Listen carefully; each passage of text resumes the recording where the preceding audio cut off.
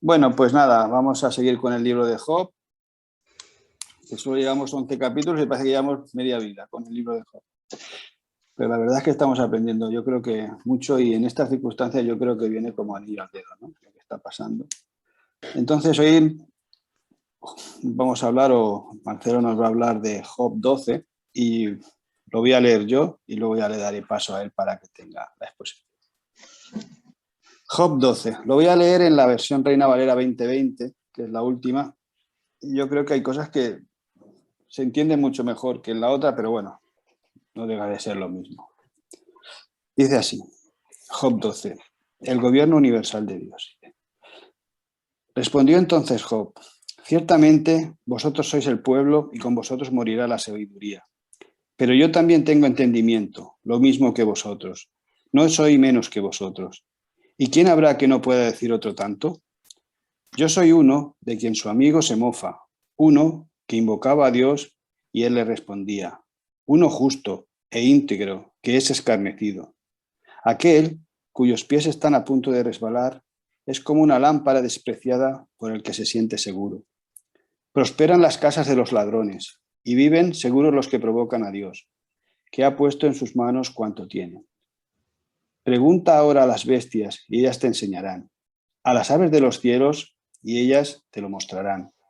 O habla a la tierra y ella te enseñará, y los peces del mar te lo declararán también. ¿Cuál entre todos ellos no entiende que la mano del Señor lo hizo? En su mano está el alma de todo viviente y el hálito de todo el género humano. Ciertamente el oído distingue las palabras y el paladar saborea las viandas. En los ancianos está la ciencia y en la mucha edad la inteligencia. Pero con Dios están la sabiduría y el poder. Suyo es el consejo y la inteligencia. Si Él derriba, nadie reconstruye. Si aprisiona, no hay escapatoria. Si detiene las aguas, todo se seca. Si las sueltas, arrasan la tierra. Con Él están el poder y la sabiduría. Suyos son el que yerra y el que hace errar. Él despoja de consejo a los consejeros y entontece a los jueces. Rompe las cadenas de los tiranos y ata una soga a su cintura. Él despoja de su oficio a los sacerdotes y trastorna a los poderosos. Quita la palabra a los que hablan con seguridad y priva de discernimiento a los ancianos. Derrama desprecio sobre los príncipes y desata el cinto de los fuertes. Descubre las profundidades de las tinieblas y saca a la luz las densas sombras. Multiplica las naciones y las destruye, las dispersa y las vuelve a reunir. Quita el entendimiento a los jefes del pueblo de la tierra. Los hace vagar como por un desierto sin camino. Y van a tientas, como en tinieblas, sin luz, y los hace errar como borrachos. Hasta aquí la palabra del Señor. Marcelo, adelante. Pues muchas gracias, Javi. Entonces, llevamos ya 11 capítulos, entramos a este 12º capítulo de Job, y creo que es una preparación que el Señor nos da. Creo que es una preparación muy válida porque como creyentes, como discípulos de Cristo, es muy importante que aprendamos de los sufrimientos y de las aflicciones. Y es lo que estamos viendo cada capítulo que compartimos de este libro de Job. La verdad que es interesante que recordemos, ¿no?, lo que ha pasado en esta historia de esta persona, porque el libro, el Señor nos da una oportunidad realmente maravillosa, ¿no? Porque es como que hemos entrado, si estuviéramos en un teatro, es como que hemos entrado detrás de bastidores y hemos podido entender cómo se mueven los hilos de la vida, en este caso de Job. Hemos ido viendo cómo él también no ha sido consciente de por qué ha caído en esta situación tan crítica, ¿no? Debemos recordar los actores de este libro, y creo que es importante, ¿no?, que recordemos que los actores son evidentemente Job y su familia, quienes son los protagonistas de la historia. Después también hemos venido viendo cómo los distintos siervos que Dios ha movilizado, ¿no?, en esta historia, incluido el adversario de Dios, Satanás, que inclusive él ni siquiera se da cuenta que está siendo un siervo que Dios lo mueve, ¿no?, como una pieza de un tablero de ajedrez, y que tiene que hacer lo que Dios manda, lo que el Señor Jesucristo manda. Y en este cuadro que nos va pintando el libro de Job, a través de esta prueba que llega a su vida, creo que es importante que cada vez nos quede claro quién es el actor principal de esta historia, de la gran historia, porque al final de esta historia se proyecta un poco, es como una mini historia de la gran historia, del gran relato, ¿no?, que todos vivimos. Y claro, aquí vamos a ir viendo poco a poco cómo Job va abriendo sus ojos espirituales y se va dando cuenta cada vez más quién es el Dios, es su Dios, el Dios de la Escritura, y bueno, quién es Él al lado del Dios de la Escritura, ¿no?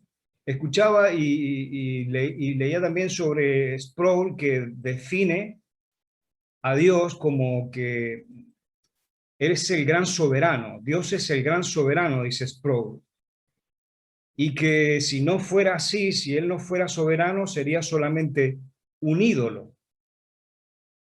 Y entonces, ahora en nuestro capítulo 12 se va a abrir más nuestra mente a partir de la perspectiva que tiene Job de cómo es realmente el Dios que se revela en la Escritura, que no es ningún ídolo, sino que realmente es un Dios poderoso y soberano, y por eso me ha gustado poner ese título a nuestra meditación de esta tarde, el Dios poderoso y soberano de Job. Y vamos a hacer tres partes de nuestra meditación. La primera de ellas quisiera que viéramos cómo de versos 1 a 6 Job va a expresar su queja en contra de sus amigos. Los últimos capítulos hemos visto, ¿no?, sus amigos que son expectantes de la realidad que está viviendo Job, y aquí vemos que Job va a expresar una queja en contra de sus amigos. El punto 2 que vamos a meditar es ver cómo Job va explicando su percepción cada vez más clara de la realidad, en los versos 7 a 12. Y en el punto 3 de nuestra meditación quisiera que consideremos cómo Job va comprendiendo cada vez más la soberanía y el poder de su Dios, que es nuestro Dios. Entonces vamos con el punto 1 para ir articulando nuestro pensamiento. Y entonces, en los primeros versos del capítulo 12, vemos, ¿no?, que Job comienza a dar un mensaje hacia sus amigos, y es notable el tono sarcástico y también de resentimiento que nos demuestra Job en relación a sus amigos, que, como hemos venido viendo en los capítulos anteriores, no eran de ayuda para Job como amigos. Al contrario, vemos que no le comprenden, lo juzgan, y claro, aquí Job se desahoga y expresa, ¿no?, ese mensaje sarcástico, ácido, podríamos también calificarlo, ¿no? Y en el verso 2 les dice, ¿no?, vosotros sois el pueblo y con vosotros morirá la sabiduría. Es como diciendo, a este punto, con todo lo que me están diciendo, parece que están más allá del bien y del mal, ¿no? Y claro, está expresando sarcasmo a estos engreídos amigos que venían a estar con él, pero no eran de consuelo, sino que eran gente tóxica que lo agobiaban, que no le daban una palabra de aliento. Vosotros sois el pueblo, les dice, en tono ácido y amargo. Y claro, la actitud de Job creo que es comprensible, porque se mostraban con él muy arrogantes, se mostraban, ni siquiera empatizaban, como hablábamos hace unos capítulos atrás, ¿no? De que no vemos que ellos se hubiesen puesto en la piel de Job para entender lo que estaba viviendo su amigo. Y así hemos visto, ¿no?, que Elifaz en el capítulo 4 lo ha reprendido. Bildad, el otro amigo, lo ha confrontado con la justicia retributiva en el capítulo 8. Y en el último capítulo, en el capítulo 11, hemos visto cómo Zofar le ha acusado de ser un malvado. Imaginemos, ¿no?, cómo se le ha quedado el cuerpo a Job, ¿no?, escuchar a sus amigos tan queridos. En el verso 3 vemos que Job les recuerda, ¿no?, que él tampoco era una persona que no comprendía lo que intentaban decirle, ¿no? Esos principios de los cuales echan mano sus amigos no eran extraños para Job, pero claro, lo que da a entender Job es que esos principios no son aplicables para la situación que él está atravesando. O sea que están fallando en ese sentido, ¿no? Ellos lo están acusando de que ha caído en esta crisis y le han venido todos estos males porque en el fondo ha pecado, y como, claro, Dios tiene que castigar a los pecadores, entonces él tiene esa retribución por todo el mal que está haciendo. Y claro, lo que hemos dicho, ¿no?, en las continuas intervenciones de los amigos ha sido uno tras de otro, ¿no?, que han demostrado que ellos pensaban que Job vivía en un periodo de su vida donde Dios aplicaba justicia sobre él, de manera que lo castigaba por todo el mal que había hecho. Y bueno, vemos aquí también que Job se desespera, porque no solamente está el dolor por toda la pérdida que ha tenido, el luto por su familia, ¿no?, sus hijos, tremendo, también está siendo atormentado por esa enfermedad que lo aqueja, una enfermedad muy, muy dura, muy difícil, y claro, y aparte tiene que soportar ese menosprecio, ese oprobio, ¿no?, que los amigos tienen en contra de él, aunque él era inocente, ¿no? En el verso 4, él mismo se autocalifica, dice: soy el hazmerreír, ¿no?, de mis vecinos, ese soy yo, dice. Yo que me comunicaba con Dios, ¿no?, que tenía una relación tan estrecha con el Señor, dice, he pasado a ser el hazmerreír, siendo íntegro y honrado. Que él usa esos calificativos para su persona que no son propios, que inclusive el mismo Señor en los primeros capítulos lo ha calificado, ¿no?, a Job como un hombre justo, como un hombre íntegro, que Dios ama. Y él suena presuntuoso, pero en realidad no es así, porque él es esa persona, un justo que está sufriendo. Y claro, todos los que contemplamos esta historia, es bastante enigmático, ¿no? ¿Cómo puede ser que si él es en esta línea, ¿no?, un íntegro, un justo, una persona que honra a Dios, pero le viene toda esta prueba en su vida? Habla en el verso 5, ¿no?, de esa lámpara. Dice que su vida ha pasado a ser como una lámpara, ¿no?, que en su momento la persona que está en la luz no aprecia una lámpara, porque claro, si tú tienes luz, ¿para qué te sirve una lámpara? Entonces yo cuando estaba a mis anchas despreciaba, ¿no?, una lámpara, pero claro, ahora su vida ha pasado a ser, de ser una vida brillante y de luz, y claro, todo es gris, todo es sufrimiento. Esos días brillantes ya no están. Entonces él es un poco como que añora esa lámpara en su vida, ¿no?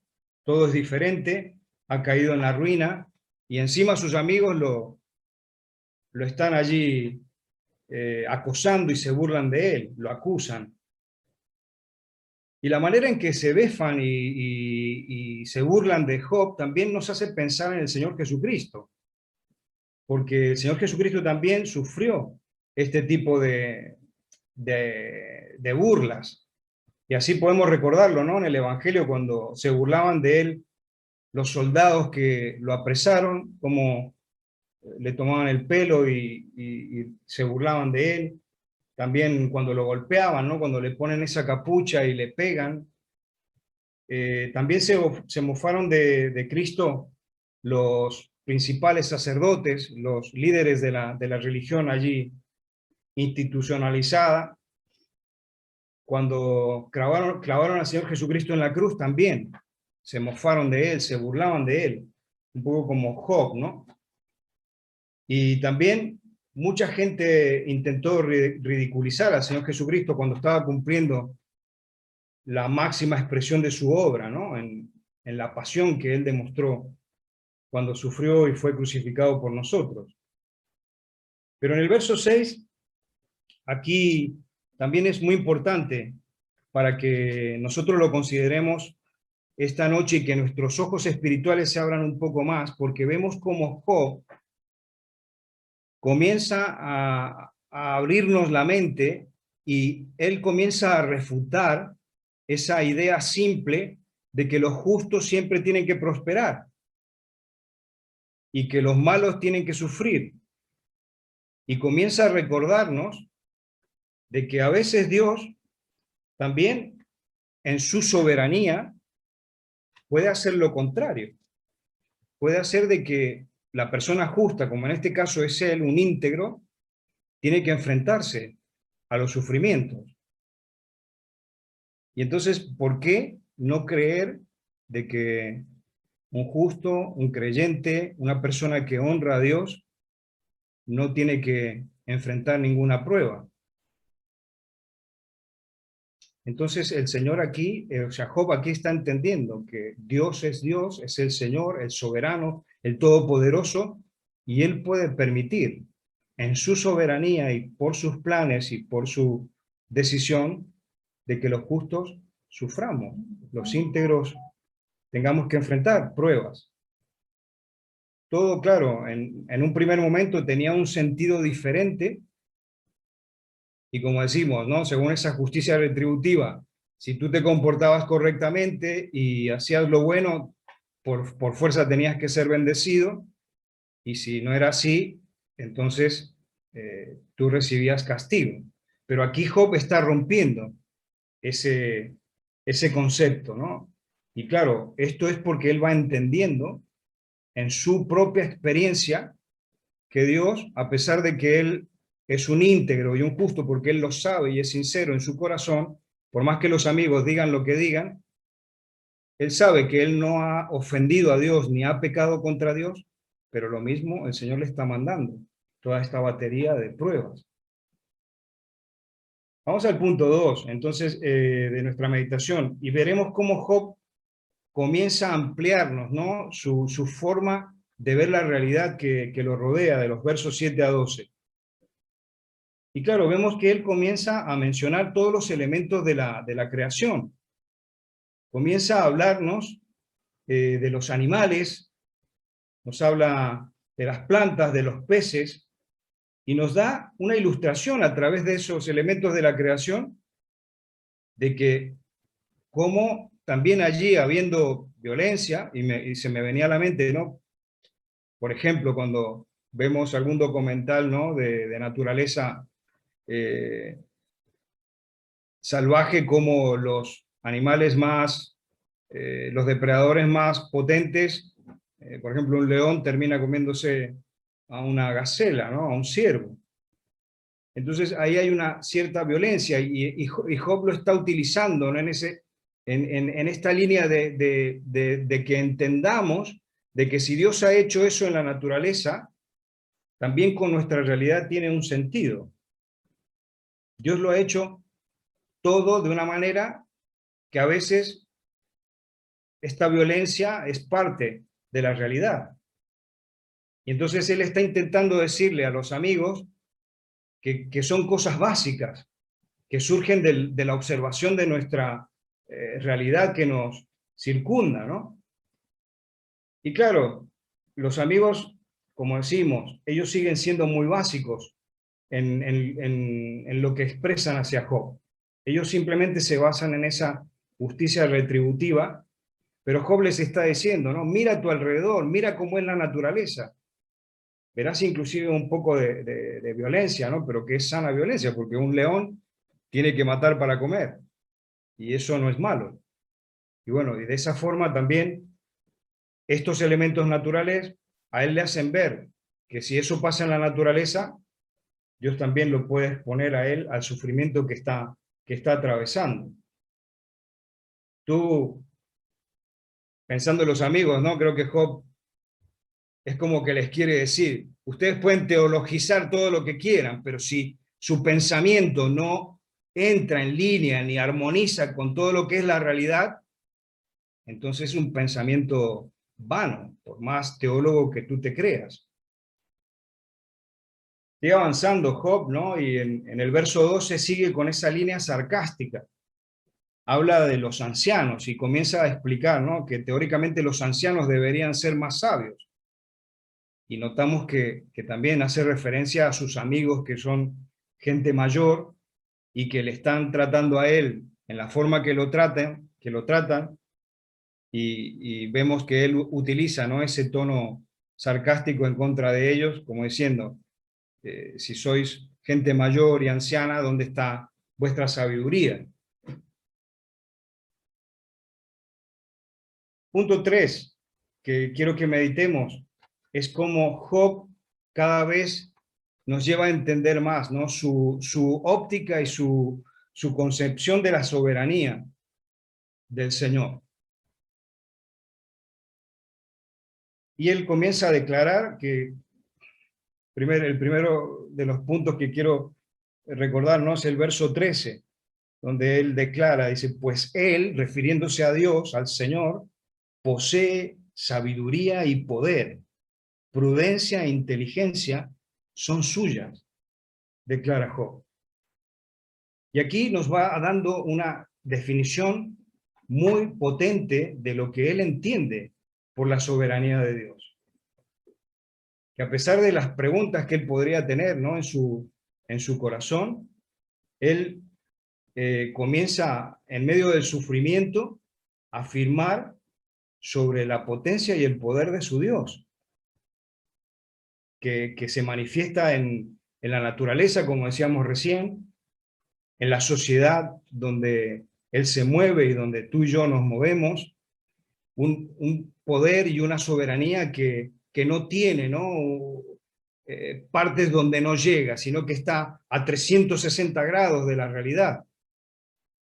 La soberanía del Señor llega a cuestiones del día a día, pero también impregna la cuestión religiosa, y el Señor tampoco es extraño a los asuntos nacionales ni internacionales.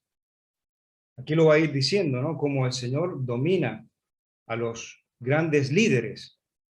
Y claro, el mensaje de Job para sus amigos es muy claro. Él les está diciendo, yo entiendo lo que ustedes quieren decir, pero sepan, les dice, que yo conozco al Señor, yo conozco a Dios y conozco lo que hago caminando al lado del Señor. Pero también les está diciendo, poco a poco lo voy comprendiendo mejor, poco a poco mi mente se va abriendo y entiendo más su poder y su soberanía. Claro, a un cierto punto es como que él dice, no, no me critiquen más, ya basta de criticarme, no me juzguen más. Y bueno, con una maravillosa poesía, él comienza a describir, ¿no? Más aspectos de la sabiduría de Dios que él va reconociendo y comprendiendo por su experiencia, ¿no? Verso 14 nos muestra cómo, según él, Dios puede encerrar al hombre, ¿no? Escribe en el texto. O sea, que Dios a veces nos puede poner en una situación de encierro y él reconoce que es porque el Señor lo hace. En el verso 16, por ejemplo, también nos muestra el poder de Dios sobre las mentes de las personas. Suyo es el que yerra, dice, y el que hace errar. En verso 17 también nos muestra el poder de Dios sobre los sabios, ¿no? Dice, él hace andar a los despojados de consejo, a los consejeros, y los entontece a los mismos jueces, declara. Versos 18 y 19 también nos habla, ¿no?, de que él reconoce cómo Dios tiene poder y gestiona a los gobernantes. En un momento dice, ¿no?, que el Señor rompe las cadenas de los tiranos. En el verso 23 también Job nos muestra el poder del Señor sobre las naciones y dice que Él las levanta y también las destruye. Levanta los pueblos y los destruye, ensancha naciones y las destierra. Y claro, Él creo que también se está mofando un poco del mensaje que le dio en su momento Elifaz, ¿no?, en el capítulo 5, donde Elifaz hace énfasis, ¿no?, en que lo bueno le sucede solamente a los justos. Y él está contrastando, ¿no?, con su propia experiencia esa realidad. Versos 24 y 25 va a comentar Job, ¿no?, va a explicar que él comprende que Dios puede quitar el entendimiento, ¿no?, a los jefes de la tierra, a los que están en el gobierno. Y me venía a la mente el caso de Nabucodonosor. ¿Te recuerdas Nabucodonosor? Cuando a un cierto punto el Señor le quiere enseñar que quién es quién, y le quitó la razón, y quedó como una bestia por varios años, quedó mal. Y claro, finalmente dice, ¿no?, cuando el Señor hace esto, estos líderes también pueden quedar, ¿no?, como vagando por un yermo. Buscaba el sinónimo sería como por un desierto, ¿no?, un desierto sin camino. Y aquí creo que al cerrar el capítulo 12, Job está hablando en primera persona, ¿no? Está explicando su propia experiencia, donde vemos que él, de ser una persona que honraba al Señor y el Señor lo bendijo con tantas cosas, con riqueza, inclusive con una posición social, y entendemos que también con una capacidad importante, ¿no?, porque se ve que es un hombre profundo, ¿no?, y que tiene espesor, no es un superficial. Todo lo que vamos viendo y aprendiendo de él nos da esa pauta, ¿no? Pero él mismo aquí, al finalizar el capítulo 12, nos está hablando, ¿no?, que el Señor también puede ir tratando a la gente para quedarse sin entendimiento, ¿no? Como un hombre vagando, dice, por un desierto, escribe, como un hombre que camina a tientas, sin luz, que se tambalea como un borracho, que creo que es un poco lo que a lo mejor él ha estado experimentando. Y bueno, yo llego hasta este punto, creo que es bueno que ahora hagamos algunas preguntas que he compartido y que nos dé pie para orar juntos, para que el Señor siga abriendo nuestra mente, nuestro corazón, y que podamos, como Job, entenderlo cada vez más, porque como le pasó a Job, ¿no?, él creía que conocía a Dios, pero como dice al final, ¿no?, Job termina diciendo, de oídas te había conocido, pero al final la gran bendición que tiene es que él comprende más a su Señor, y que espero que, bueno, que podamos dar esta noche un pasito más en ese conocimiento de nuestro Dios todopoderoso y soberano, como es el que nos ha descrito Job a través de este capítulo 12. Así que, Javi, compartimos las preguntas. Muy bien, gracias, Marcelo. Sí, vamos a ir a las preguntas. Yo me gustaría, después de ver el capítulo 11 de la semana pasada, yo creo que todos estamos esperando saber qué reacción podía tener. Bueno, ya lo conocemos, ¿no? Pero es aquello que estás viendo que están los malos haciendo las cosas y está diciendo, a ver cuándo vienen los buenos. Y yo ahora, al ver la respuesta de Job, que es lo que estamos esperando, al discurso que le hace su amigo, y esta es una de los primeros capítulos que habla sobre la respuesta, entonces tenemos que aprender mucho de la reacción de Job en este capítulo, ¿no? Entonces vamos a ir a las preguntas que nos plantea Marcelo, y él nos dice, ¿por qué pensaban los amigos de Job que él estaba sufriendo? ¿Cuál era el motivo que le querían mostrar los amigos de su situación? ¿Por qué? Bueno, yo creo que está bastante recogido, bastante claro recogido en los versos primeros, pero me gustaría que, aparte de los versículos que lo nombran, ¿qué pensáis vosotros? ¿Cuál era el motivo que tenían los amigos o qué veían el motivo en Job de que estuviera sufriendo? Porque todos los amigos van en la misma línea del por qué le daban, cuál era el motivo del sufrimiento de Job, ¿no? Y de ahí viene la reacción que tiene Job, ¿no? Ante los amigos. ¿Alguien que quiera decir alguna cosa? A mí me llama la atención muchísimo la simpleza de los amigos de Job.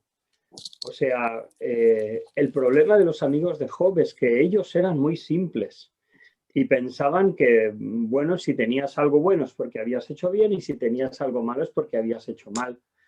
Realmente en este capítulo me parece que Job da un paso para mí importante, porque reconoce cosas que sus amigos voluntariamente habían cerrado los ojos, ¿no? Por ejemplo, sobre todo cuando dice en el versículo 6, prosperan las tiendas de los ladrones y los que provocan a Dios viven seguros. O sea, esto que dice Job, todos lo podían ver. O sea, todos podían ver que no es consistente la regla de que tienes bien porque haces lo justo y si tienes mal es porque Dios te castiga. Entonces, todos lo podían ver, pero los amigos de Job se habían cegado voluntariamente por su ignorancia.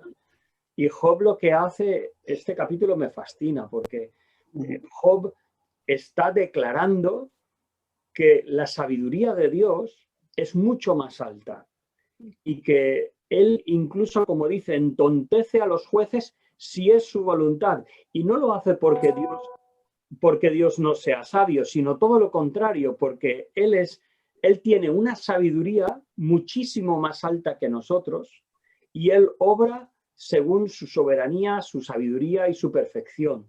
Y entonces luego en el capítulo 13 y 14, pues él continúa o vuelve con su agonía preguntando por qué, ¿no? Pero en este capítulo de verdad me fascina eso, porque se ve por una parte la simpleza casi voluntaria de los amigos de Job y por otra parte Job defendiendo que la sabiduría de Dios es mucho más compleja, ¿no? Y claro, creo que es importante también en este capítulo y eso, pues reconocer que Job no tenía Biblia. Su única Biblia era la tradición oral que le habría llegado, pero no tenía una Biblia escrita. Nosotros tenemos una Biblia que dice el Señor que no podemos añadir ni quitar, pero Job no tenía una Biblia y lo que estaba diciendo es que la sabiduría de Dios es mucho más que los esquemas simples de sus amigos. Bueno, eso me ha sido de mucha bendición. Muy bien, Manuel. Yo creo que sí, que bueno, estoy totalmente de acuerdo en lo que dice, ¿no? Yo creo que Job ve a los amigos que llegan y ve la simpleza porque es que dice, vamos a ver, con lo que yo estoy sufriendo. Y ellos simplemente le dicen, tú estás sufriendo porque eres malo, porque eres malo. Y él dice, yo me imagino, dice, dentro del dolor suyo sentarse y dice, venga, siéntate aquí. Vamos a ver, lo que dices tú lo puede decir cualquiera. Yo estoy sufriendo. Y yo pienso que la gente que es creyente o que no tiene el conocimiento suficiente puede pensar que el que hace bien le va bien y el que hace mal le vienen las cosas mal. Pero yo creo que el creyente tiene que llegar más allá. Y tenemos que entender la voluntad del Señor. Muchas veces tenemos dificultad o malestar porque hacemos cosas malas, pero luego tenemos otras situaciones para santificar a Dios en muchas cosas. Luego el demonio. Hay muchas razones por las que estar mal, ¿no? Y entonces aquí le dice, oye, ¿pero qué me estás contando? claro que estoy sufriendo. Porque puede ser que haya dicho, no, pero eso no es la razón. Puede ser que sí, puede ser que no, pero tú vienes aquí simplemente con eso. Y luego, si leemos el capítulo, le detalla.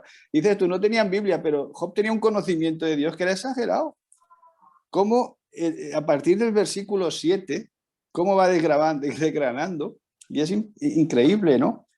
Entonces, por eso digo que este capítulo es aquello que dice, espérate, por eso tenemos que aprender tanto. A veces cuando nos dicen algo y nos vienen a injuriar o a mojarse de nosotros, el sentarnos y decir, mira, no me voy a enfadar ni nada, oye, tranquilo, pero te voy a decir las cosas claritas, una tras otra, para que la entiendas tú, porque yo lo entiendo, pero tú se ve que no lo entiendes por mucho que quieras ser mi amigo y al contrario.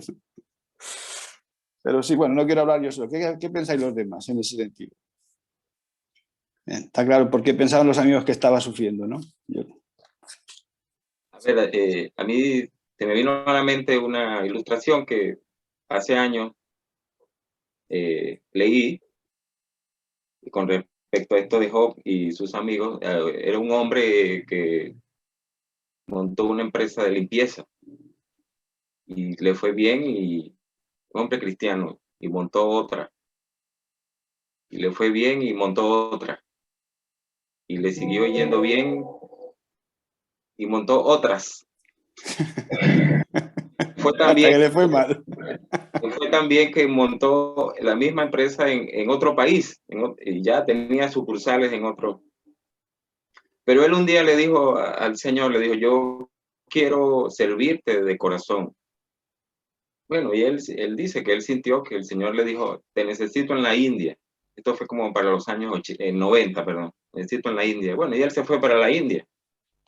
Y al llegar allá, toda la ganancia que él había tenido la invirtió en, digamos, en él y ayudar a la gente, porque la India es un país que no se puede llegar como predicando el evangelio así de repente, sino que primero tienes que hacer amistad con la persona, tener un vínculo bien estrecho, y luego entonces es que puedes comentarle acerca del Señor, porque, bueno, y él comenzó a hacer eso, y comenzó a gastar el dinero. Y para ese momento en el pueblo donde él estaba, si tuvieras mucho dinero, no podías retirar mucho del banco, ni era un pueblo que se podía tener muchos lujos. Entonces él un día estaba que se quedó sin zapatos y con poca ropa, que tenía algo para cubrirse porque lo había dado a otro que lo necesitaba. Y en ese momento que él estaba allá, llega un amigo de él y le dice, caramba, ¿qué haces aquí? Y no lo dejó hablar, le dijo, vamos al restaurante, yo te voy a invitar a comer. Un amigo que estaba en ese momento en la India también para ver si hacía negocios. Y total que comieron y no lo dejaba hablar. Y en un momento que le dijo, ¿qué habrás hecho tú para que Dios te tenga en esta condición? Él le dijo, pues fíjate que el hombre no es importante por lo que tiene, sino por lo que es. Y cuenta este hombre en sus memorias que al poco tiempo él sintió de Dios irse a su país y se fue. Y era rico porque las empresas reportaron una ganancia extraordinaria. Y más o menos este hombre actuó como los amigos de Job, no sabían lo que estaba pasando realmente. En aquel momento, bueno, Job no tenía Biblia, no tenía una documentación, una línea, pues, pero no dejaba de creer en Dios, o sea, pensaba y creía que Dios estaba con él. Los amigos siempre, como dice la pregunta, le injuriaban o le fastidiaban porque pensaba que el sufrimiento que él tenía era parte de un gran pecado. Así como este amigo le dijo, ¿qué habrás hecho tú para estar en esta situación? Y realmente es así, pues. Vi conveniente que más o menos pudiéramos comparar eso que le pasó a Job y sus amigos y a este hombre que le pasó esto por ahí por los años 90, que es de gran ejemplo a nosotros. Muy bien, Arturo. Sí, es por eso que lo que decimos que son muy básicos, ¿no? Porque simplemente ellos dan una opinión de lo que ven, pero no van a más allá, ¿no? Ven que tienen poco conocimiento de la realidad, ¿no? Y entonces es Job el que les muestra, ¿no? Y entonces ahí vamos a la segunda, ¿no? A la segunda pregunta que hace. ¿Cuál es la actitud de Job al responder a sus amigos y por qué reacciona así? Porque sus amigos ya se ve que son muy básicos, simplemente se fijan en lo fuera, ¿no? Entonces dice, a ti te pasa eso por eso. Y tú te quedas, a ver, ¿qué cosas más, aparte de lo que ves tú, tienes de conocimiento para decirme tú eso, ¿no? Entonces, La segunda pregunta es, ¿cuál es la actitud de Job al responder a sus amigos y por qué reacciona así? A ver, que hable otro más, para que no sea yo el que hable todo el rato. Yo aquí veo como que Job está como ya cansado o enojado, ¿no? De lo que le están diciendo los amigos, por la actitud de ellos, ¿no? Y responde así como con ironía, ¿no? Porque los amigos como que creían conocer la verdad de que el motivo del sufrimiento de Job, ¿no?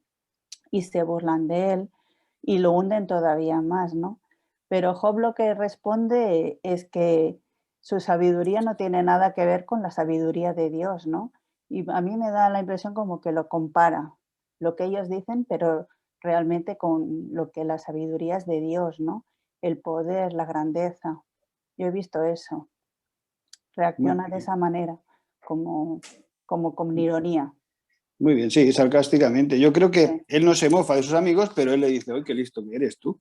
Sí. ¿No? Entonces es aquella ironía, ese sarcasmo, ¿no? Que tenemos a veces que dices tú, le dejas decir y en vez de enfadarte, insultarlo y no sé qué, la ironía a veces va en el sentido de decir, oye, qué listo eres tú, ¿eh? Para decir lo que dices tú tampoco hay que ser muy listo, porque simplemente hay que mirar alrededor y ver lo que hay para decir esto, Dios lo que ha hecho, ¿no? Y el poder que tiene Dios. Pero que tú me digas que esto me pasa por eso, ¿en qué te basas? Simplemente en tu percepción.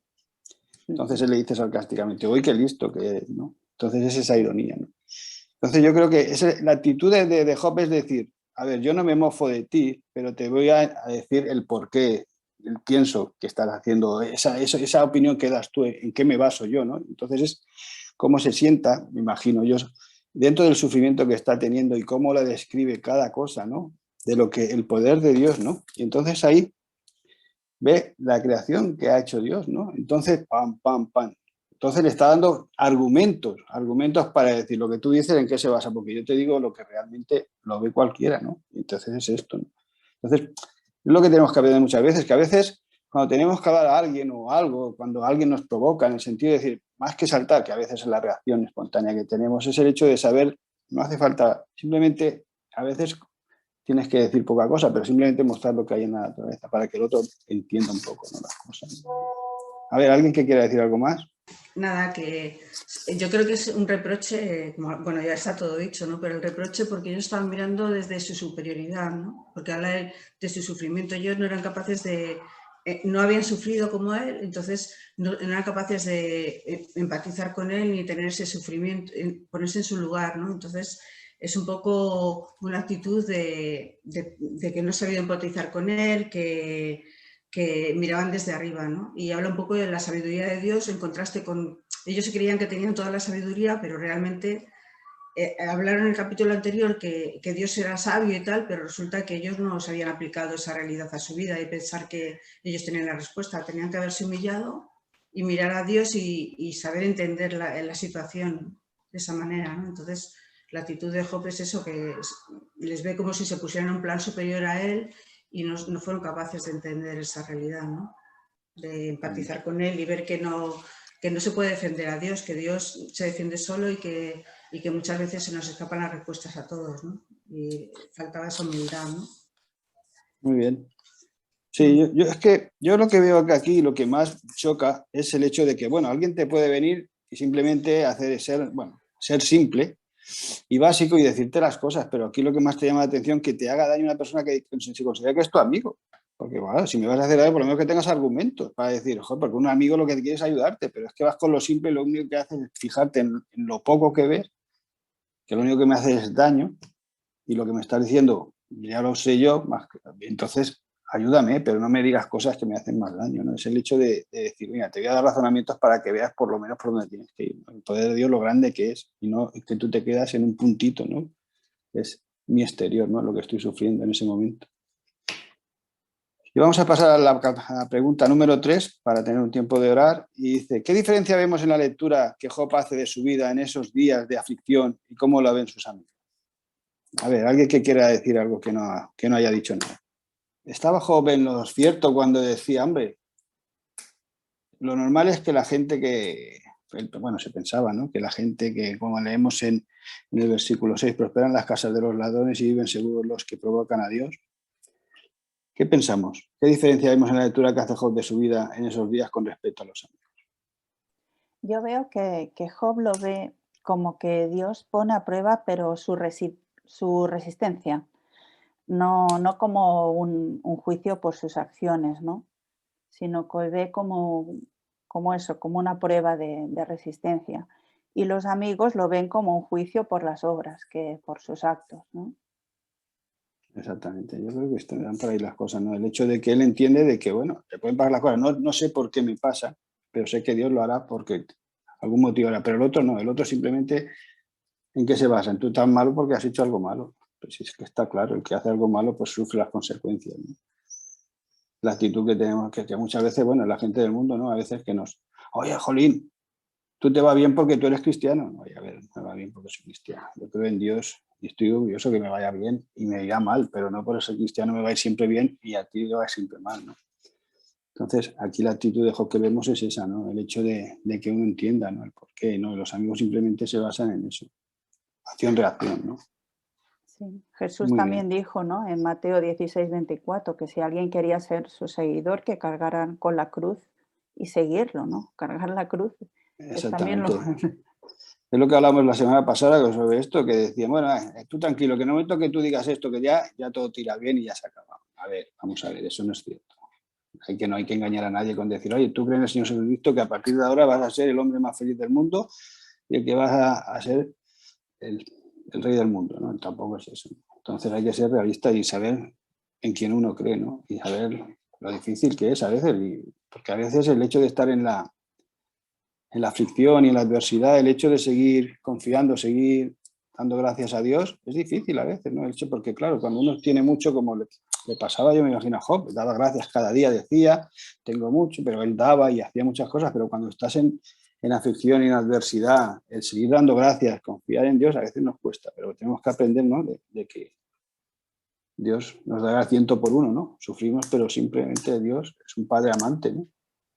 Que no nos va a dejar nunca, ¿no? Y encima nos va a recompensar siempre que sabemos perseverar, ¿no? ¿Alguno que quiera decir alguna cosa más para cerrar el tema de las preguntas? Solo quería decir que a mí me llama mucho la atención que Job dice en el versículo 5 que los ve como que están en sus anchas. Y me hace pensar de que ellos no habían experimentado lo que es una tribulación, una angustia. Y bueno, me hace pensar que a veces cuando alguien está sufriendo, aun si hay alguna cosa que está haciendo mal o que... Pero hay que tener, pienso yo, bastante respeto cuando alguien sufre, sobre todo si nosotros no sabemos lo que es Hemos eso. pasado por ahí. Una vez leí que el sufrimiento es como un lenguaje. La persona que no lo ha experimentado no puede hablar ese lenguaje. Sin embargo, la persona que ha pasado por pruebas difíciles tiene otra perspectiva de la vida, ¿no? Y creo que esa es una diferencia grande entre Job y sus amigos. Sí, sí. Yo creo que es cierto, pero es muy cierto. Yo es que eso que dices tú de empatizar, cuando tú has pasado por lo mismo, si no has pasado no lo puedes entender. Yo lo he vivido en mis carnes a veces cuando he llegado, gracias a Dios hace años, pero bueno, con un cólico al hospital a urgencias, un cólico de riñón que te estás muriendo de dolor y viene alguien allí y te empieza a decir cosas, no sé qué, y tú estás pensando, si tú lo hubieses pasado, lo primero que harías es ponerme un calmante y luego me preguntas lo que quieras, pero quítame el dolor, no me vengas haciendo preguntas de por qué, no sé cuánto, es que a mí yo me encontré a gente, tú eres muy listo, yo sabes lo que tienes, por favor. Quiero decirte, cuando no conoces al otro lo que ha pasado, dices tú, vamos a ver, ¿qué manera es esa? Conoce un poco primeramente, empatiza con la gente y entienda, aunque si no sabes, mejor que te calles antes de decir algo que pueda herir, ¿no? Pero es eso, el hecho del conocimiento de lo que el otro está pasando. Sí que es verdad, Manuel, sí que es verdad. Pues nada, ¿alguno más? O si no, pasamos a orar. Veo que ya hoy no tenéis ganas de hablar más. Ya, bueno, yo ya tampoco. Ahora vamos a orar. Bueno, gracias a todos por vuestra participación.